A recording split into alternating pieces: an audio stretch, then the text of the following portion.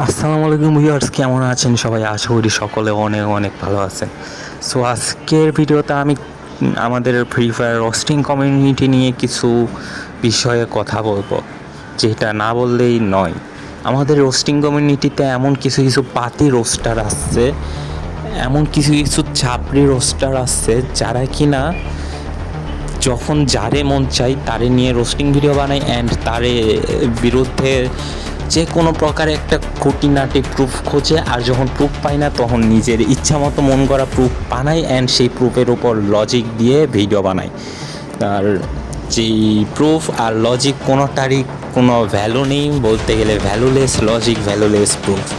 আর সে সকল রোস্টারদের লজিকটা খানিকটা এইরকম, মানে তারা যেই রকম প্রুফ বানায় সেই প্রুফগুলো এই রকম হয়ে থাকে।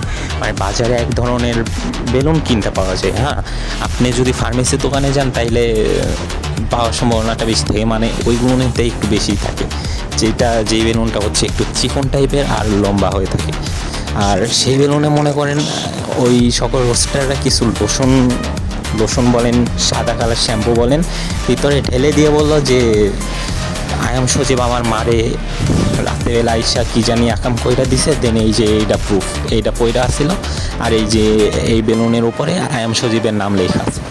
তো এইরকম কিছু প্রুফ বানাই, নিজেদের মতো মন করা প্রুফ বানায়, ওইটার উপর উল্টা পাল্টা ভ্যালুলেস লজিক দিয়ে ভিডিও বানাই, দেন হয়ে গেল সে আমার চ্যাটের রোস্টার।